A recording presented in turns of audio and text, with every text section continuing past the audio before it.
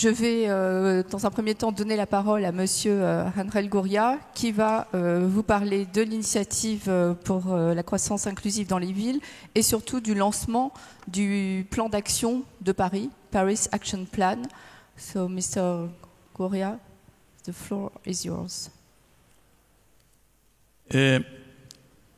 Mesdames, Messieurs le maire, Mesdames, Messieurs, c'est un grand plaisir pour moi d'être parmi vous ce matin, aux côtés de deux maires champions de la croissance inclusive, Madame Anne Hidalgo, maire de Paris, mais aussi maire fondateur de cette initiative, et Khalifa Sall, maire de Dakar. Et j'aimerais tout particulièrement remercier Madame Hidalgo de nous accueillir aujourd'hui au prestigieux bâtiment de l'Hôtel de Ville de Paris.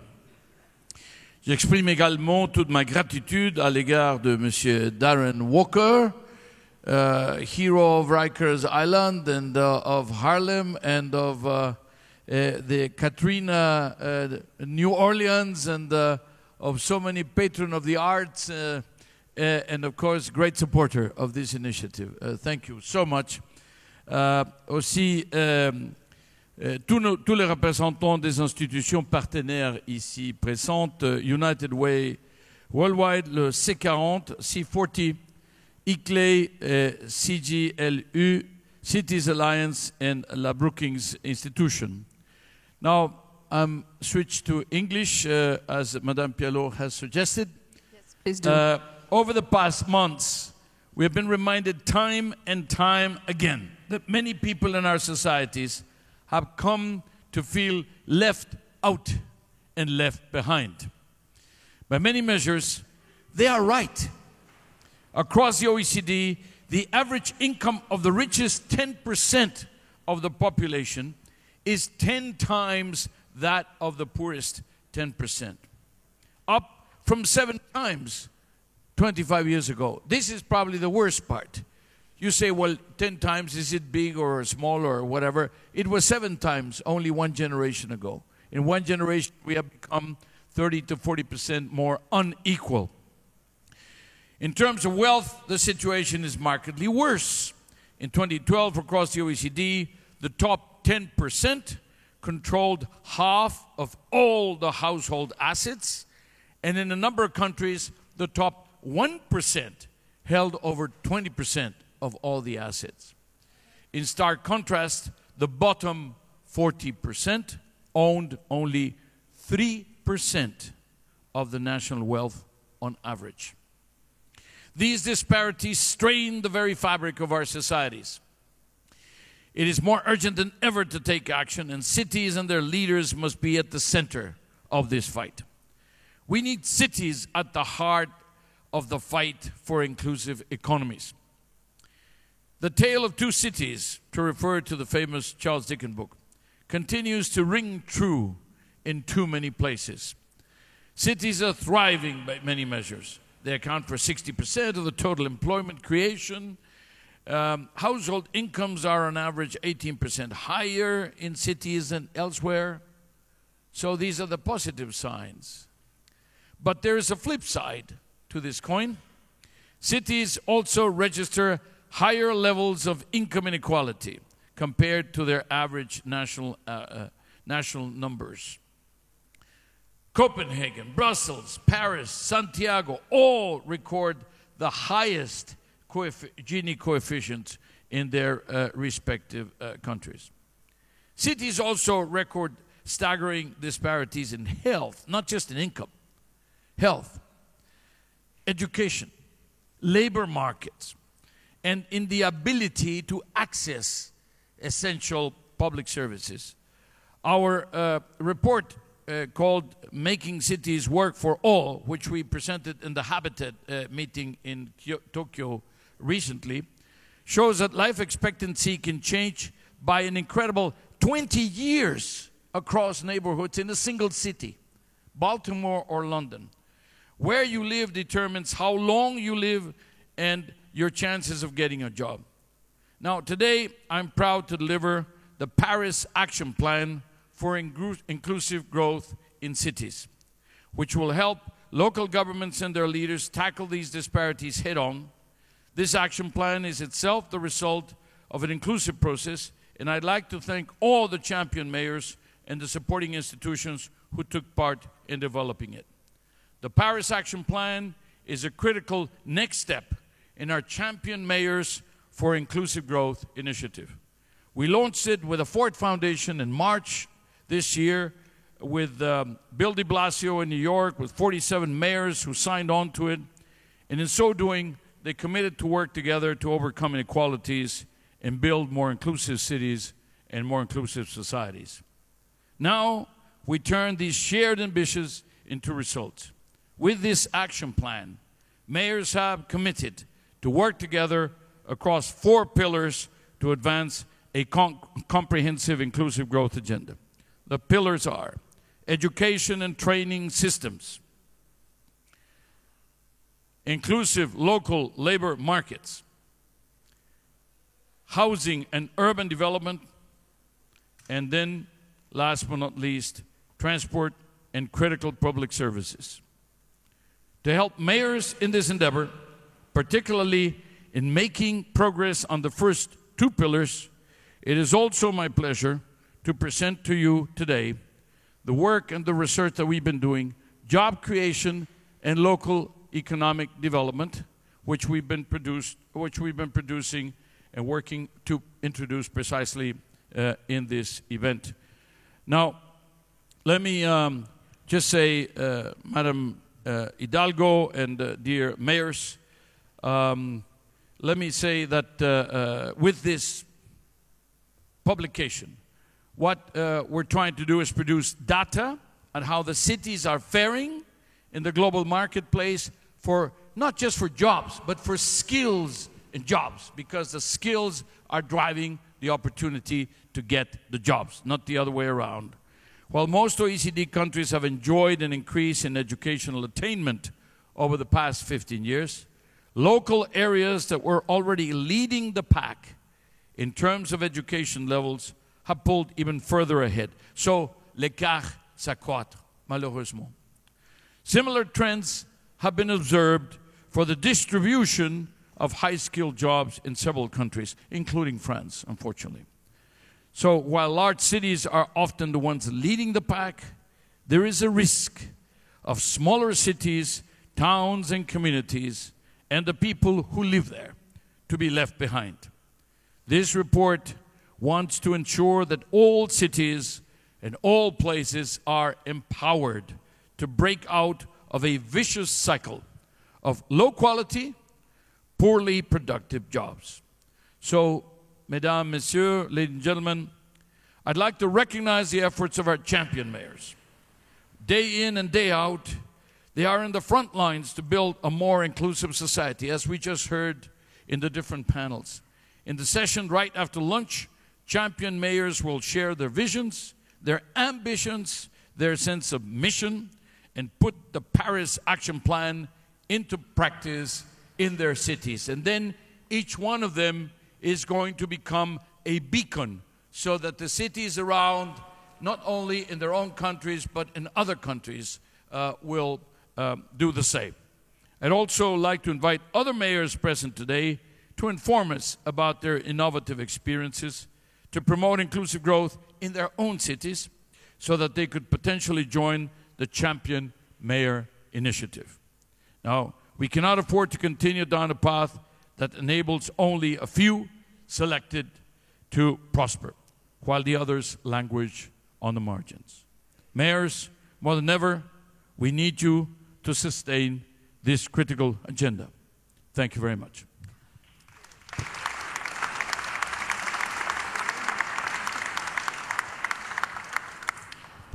Merci beaucoup, Monsieur Goria. Donc, on le voit, un constat qui est alarmant, mais des énergies qui sont fortement mobilisées pour y remédier. Et comme vont nous le confirmer les maires présents autour de cette table, je vais d'abord m'adresser à Madame Hidalgo. Donc, comme l'a rappelé Monsieur Goria, vous étiez la maire fondatrice de cette initiative de l'OCDE.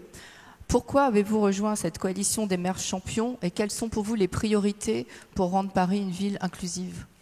D'abord, je veux remercier le secrétaire général de l'OCDE parce que ce qu'il vient de dire, cette entreprise dans laquelle son organisation internationale s'est lancée est fondamentale et elle peut nous permettre d'aller beaucoup plus vite et plus loin.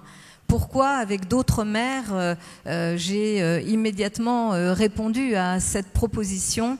C'est parce que aujourd'hui, on a la chance d'avoir une grande organisation internationale qui pense l'avenir du monde, de son économie, et qui nous livre un message qui est un message extraordinaire, mais aussi un message très optimiste. Le constat est pessimiste sur les inégalités et comment elles s'accroissent dans nos villes, dans nos sociétés, mais en même temps, ce qui nous est proposé, c'est de travailler ensemble pour utiliser toutes les opportunités du moment présent. Les opportunités, elles sont nombreuses. Il y en a une, d'abord, c'est que la question du défi climatique, elle est le défi le plus important que nous ayons à relever en tant qu'êtres humains sur cette planète dans ce siècle. Et ce défi climatique nous oblige tous à avoir une action, des actions concrètes et à faire converger nos agendas pour permettre tout simplement à la vie humaine de pouvoir se développer, de pouvoir survivre, mais vivre et pour permettre aux générations futures de vivre encore mieux que nous ne le vivons et partout sur la planète. Donc ça, le défi climatique. Le défi climatique, il conditionne tous les autres. On le voit bien, c'est à partir de ce défi climatique qui pose souvent la question des ressources naturelles, de la possession des ressources naturelles, de leur exploitation. C'est souvent à partir de cela qu'on peut aussi enrayer des questions liées au développement et notamment à la résorption de la pauvreté, à l'accélération du développement d'un certain nombre de pays qui ne doivent pas rentrer dans les schémas du développement qui ont été les nôtres, ceux des pays industrialisés pendant le dernier siècle, mais qui doivent, à partir de ce qu'offrent aujourd'hui notamment les énergies renouvelables, cette révolution qui pose la question de l'écologie et de l'énergie comme des éléments moteurs, cela nous offre des opportunités qui sont aussi des opportunités en termes économiques et en termes bien évidemment d'emploi. Et puis, il y a aussi cette grande évolution qui est liée à cette 4e révolution industrielle, qui est la révolution numérique. Nous sommes face au constat de ces grands défis, de ces grandes révolutions. Et l'OCDE a choisi de faire converger tous nos agendas et de porter un message qui est aussi un message qui doit non seulement intéresser, mais interpeller les secteurs économiques et le secteur privé. Ce message, il est très simple. C'est qu'il n'y a pas d'avenir, y compris pour le business, s'il n'y a pas une inclusion sociale et si on ne traite pas des questions de pauvreté. Dans une ville comme Paris, bien sûr que nous nous sommes saisis de tous ces agendas, de toutes ces convergences de visions portées par des femmes et des hommes qui peuvent entraîner l'ensemble des pouvoirs publics, du secteur privé, de la société. Nous nous sommes saisis de cela et par exemple, dès mon élection en 2014, j'avais inscrit comme grande cause de mon mandat la lutte contre les exclusions, la lutte contre la pauvreté à Paris. Nous travaillons sur ce sujet-là avec toute mon équipe. Nous avons aussi, en réagissant aux événements plus récents, mis en place des politiques d'accueil des réfugiés en faisant aussi appel au bénévolat, aux associations, je vois mon adjointe Dominique Versini qui porte cela avec beaucoup d'efficacité, faisant appel à toutes ces énergies citoyennes, publiques, privées, pour venir nous aider dans l'accueil de ces personnes qui viennent chercher refuge. Mais nous travaillons avec la même énergie, la même force pour que, par exemple, la transition énergétique et écologique ou la 4e révolution industrielle, cette révolution numérique, soit une base d'opportunités pour l'emploi. Par exemple, nous avons mis en place à Paris une politique autour de Paris Code. Paris Code, c'est la possibilité donnée à des personnes qui sont aujourd'hui au chômage ou à des jeunes qui sont sortis du système système éducatif sans diplôme, de pouvoir se former au codage, au langage informatique, qui est un nouveau sésame, qui est un nouveau langage extrêmement important pour pouvoir affronter le monde professionnel d'aujourd'hui et de demain. Nous avons aussi une politique en matière de logement et de logement social que beaucoup nous ont reproché, qui a déjà 15 ans, puisqu'elle a été mise en place dès que nous avons été élus en 2001 avec Bertrand Delanoë. Et cette politique en faveur du logement social, elle visait à quoi? À permettre aux personnes plus fragiles, mais aussi aux classes moyennes, à pouvoir se loger dans la ville.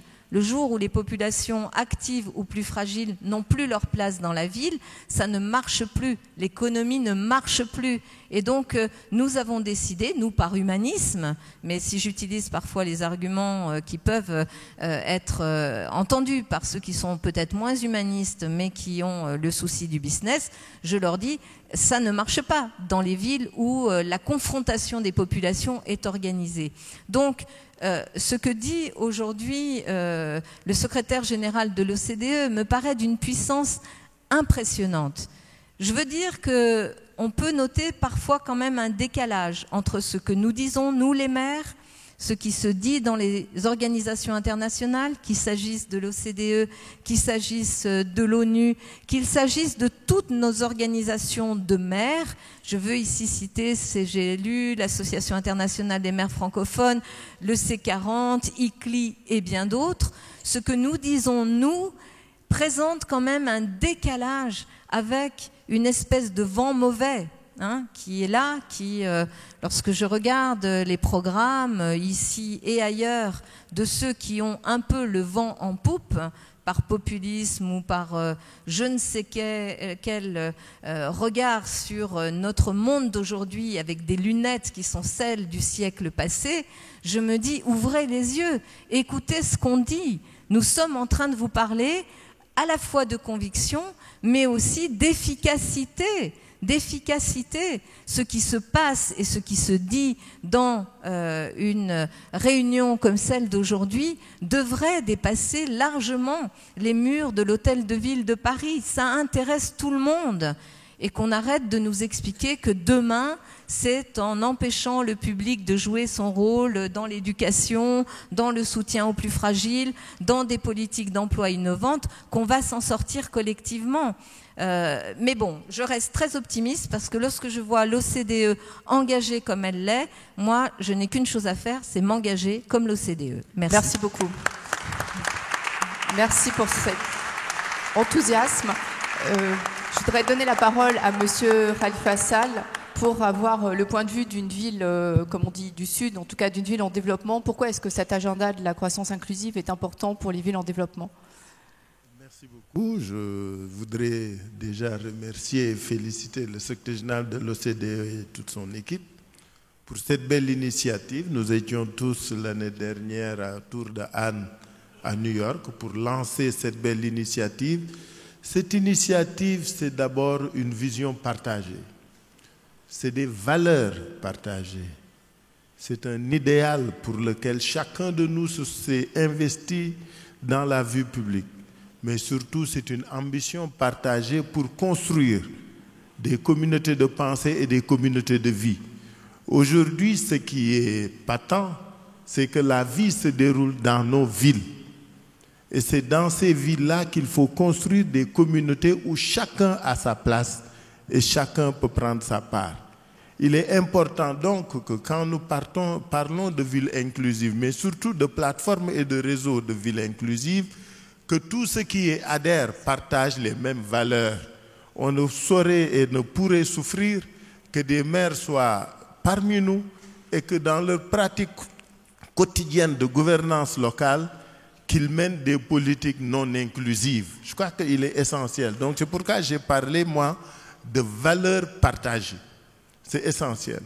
La deuxième chose, en tant que pays en développement, ou pays émergent, puisque c'est de coutume, puisque, bon, il y a un afro-optimisme qui balaie tout aujourd'hui et qui irrigue tout, nous avons conscience que nous ne construirons qu'à partir de la première infrastructure. La première infrastructure, c'est l'infrastructure humaine. Ce sont nos ressources humaines. Il faut qu'elles soient bien éduquées, il faut qu'elles soient bien formées, il faut qu'elles soient en bonne santé, mais surtout, il faut qu'elles soient des vecteurs et des acteurs de développement. Donc l'inclusion, pour nous, c'est d'abord construire cette première infrastructure. La deuxième infrastructure à construire, c'est la gouvernance de nos collectivités. Construire un savoir-faire et un savoir-être. Anne l'a dit tout à l'heure, dans nos villes, dans les gouvernances actuelles, les populations ont leur place. Nous ne pouvons plus prétendre diriger les gens sans eux. Nous sommes obligés de faire avec eux, par eux et pour eux. Et de ce point de vue, une gouvernance inclusive, une gouvernance participative est essentielle. Pour nous, pays en développement, en tout cas en émergence comme c'est de coutume maintenant, la ville inclusive, après l'éducation, la formation et la santé, c'est vraiment aller vers le développement. Et nous avons cette chance, certains panélistes l'ont dit tout à l'heure. Nous avons connu 50 ans de retard. Aujourd'hui, on va avoir 50 ans de retard qui vont être un bonus.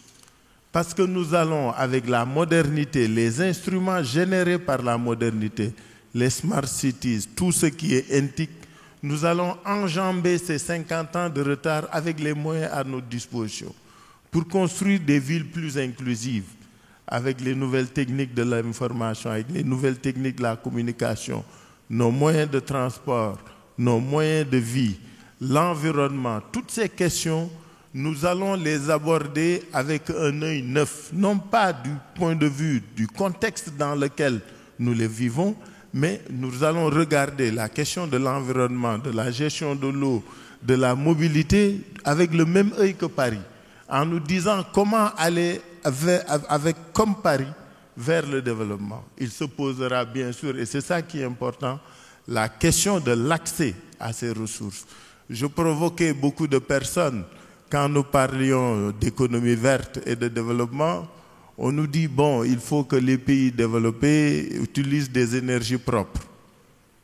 Mais les énergies propres, c'est un problème de moyens d'accès. Et c'est ça le troisième problème. Comment accéder à ces moyens innovants, le coût, le financement. Sinon, nous allons nous arroger le droit de polluer comme vous. Vous avez pollué 50 ans. C'est après 50 ans que vous avez pollué que vous vous êtes rendu compte que le monde va à sa perte. Et nous qui venons de commencer, comment nous allons faire? Vous avez 50 ans, vous allez rattraper 50 ans. Justement, c'est pourquoi je pose la question. Le leapfrog. Je pose la question pour que chacun réfléchisse. Quand nous posons le problème de l'accès, c'est de ce point de vue. Ce n'est pas qu'il y a une résistance, qu'il existe une résistance à la modernité, mais il faut ensemble réfléchir au coût. Quand on parle d'énergie pour l'Afrique, Copenhague avait pris des décisions. Jusqu'à présent, c'est lettre morte. Il y a d'autres initiatives. Et bien sûr, nous, Africains, nous avons conscience que nous ne devrons pas attendre de vous que vous nous aidiez à nous développer. Nous devrons nous donner les moyens de nous développer et de construire des partenariats gagnant-gagnant avec vous. Et arrêter de tendre la main, de solliciter de l'aide. Mais tout cela, c'est dans l'inclusion, avec vous tous, en partenaire. Parce que ce monde, c'est la première communauté. Et le vivre ensemble, c'est un monde dans lequel chacun a sa place et chacun peut prendre sa part. Je vous remercie. Merci beaucoup.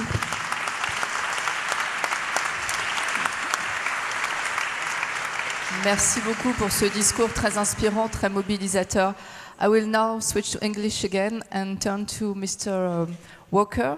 And could you please explain why it was important to expand this initiative for inclusive growth to cities? Because it existed before, but it was in a second time expanded to cities. Why?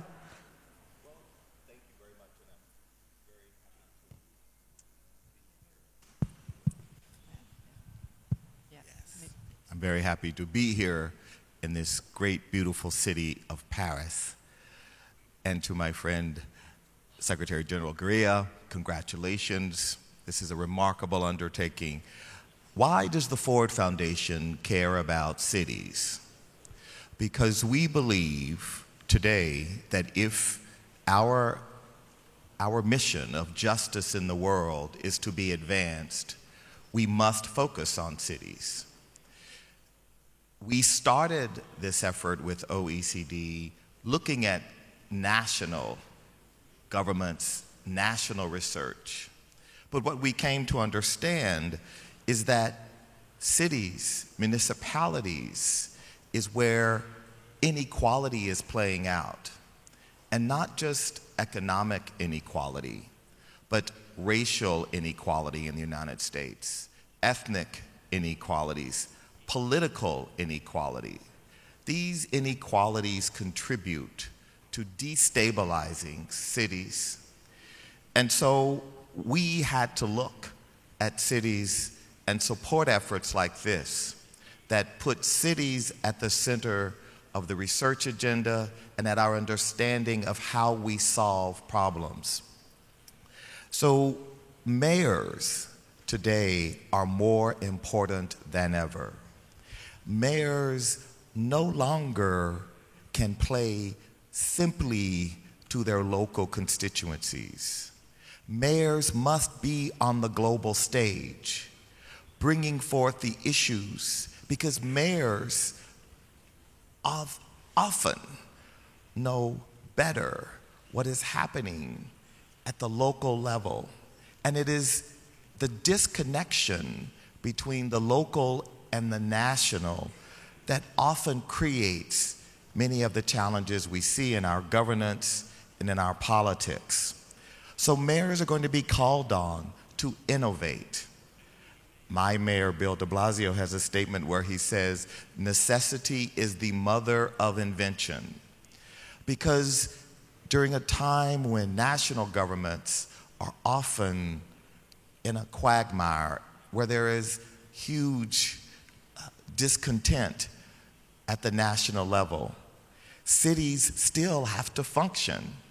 And therefore, we are going to need mayors to innovate, to iterate, and to come up with new solutions.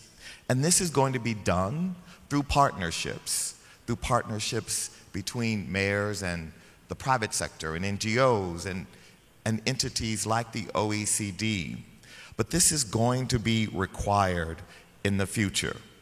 So I am here because the Ford Foundation wants to support innovative mayors.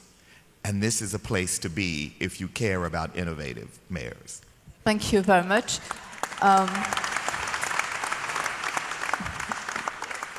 I have a very quick question for you, because mayors are very important. That's what everyone here thinks, I think, today. But you also have a new president, or will have soon. Do you think that will maybe change the way you have to work around this subject of inclusivity? Absolutely not. Our mission... Wide question, but short answer, please. Absolutely not. That's the short answer. Very short. Thank you very much. So maybe you could pass your mic to your neighbor, and we'll ask Virginia Raggi, Mayor of Rome. You also face challenges linked with inclusivity in your city. Which are they, and how do you plan to address them? First of all, no, yes. Yes, we can hear you. First of all, thank you. And I'm sorry, I beg your pardon, I'm going to turn into French. Is it not a problem for you? Okay. Parfait, okay. Pas de problème. Donc alors, je veux remercier Madame la maire de Paris, Anne Hidalgo, Monsieur le président de l'OCDE, Ángel Gurría, et tous les maires présents, et mesdames, messieurs, et tous les participants ici. Je vous apporte mes salutations et celles de la ville de Rome. Je vous remercie de cette occasion extraordinaire qui nous est offerte de prendre part à City for Life, et en particulier à cette rencontre de la Champion Mayor pour la croissance inclusive.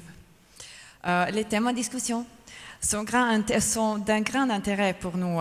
L'inclusion, l'innovation et la résilience sont des idées sur lesquelles nos efforts devraient être faits pour construire une nouvelle idée de l'avenir.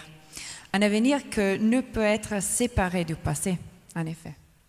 Rome a montré dans son histoire de près de 2800 années de vouloir être une ville inclusive et ouverte, capable d'absorber le flux important de personnes qui l'ont traversée, résistant à tous les stress et les chocs subis de ces invasions, mais aussi transformant ces invasions en une opportunité de croissance et de changement. Aujourd'hui, nous voulons devenir l'une des capitales de la modernité, où le mot modernité ne vise pas une croissance incontrôlée, comme l'utilisation de terres ou la soumission de personnes aux intérêts économiques de quelques-uns, mais comme le développement en harmonie parmi tous les peuples et entre les personnes et la nature. Nous aussi, nous croyons fermement sur ces thèmes qui vous sont chers. Je me réfère à l'élaboration de politiques pour faire face aux inégalités croissantes dans les villes, dans toutes les villes en effet, à la défense de l'environnement pour faire face aux changements climatiques qui sont déjà en place et pour éviter qu'ils ne dégénèrent. Voilà donc la raison pour laquelle nous menons une bataille culturelle. C'est ça la première chose, je crois, une bataille culturelle pour l'inclusion et contre la consommation incontrôlée de terres et des ressources. Dans le même temps, nous travaillons avec conviction vers l'objectif de zéro déchet. Nous sommes aussi engagés à redessiner notre ville favorisant les transports en commun, les piétons, les cyclistes, au nom d'une meilleure qualité de vie et de la communauté entière. Un autre aspect qui nous est très cher est la préservation du territoire. Nous devons prêter attention à la destruction immodérée des espaces verts en raison du développement incontrôlé de surconstruction qui a rendu nos villes moins habitables, toujours moins habitables et plus vulnérables. Rome a reçu un extraordinaire patrimoine culturel et historique intégré, sans doute dans un contexte de paysage urbain et rural très riche. Nous considérons tout cela comme un bien commun que nous voulons préserver et rendre accessible à tous les citoyens, pas seulement aux Romains. Et c'est vers cet objectif que nous dirigeons notre politique. Nous pensons aussi que ce genre de perspective ne peut être envisagé sans l'implication et la participation active de citoyens, de tous les citoyens. Nous comprenons aussi l'importance de la mise en réseau avec d'autres villes et avec d'autres maires, comme vous, d'aller dans cette direction. Nous considérons avec un grand intérêt le projet Champion Mayor de l'OCDE et nous sommes intéressés à suivre les initiatives et les développements parce que seulement dans une perspective globale de la collaboration, nous pouvons relever les défis que notre planète vit aujourd'hui. Je crois, I think that only together we really can achieve, really. This. Thank you very much. Merci beaucoup à vous tous. Insieme. Juntos.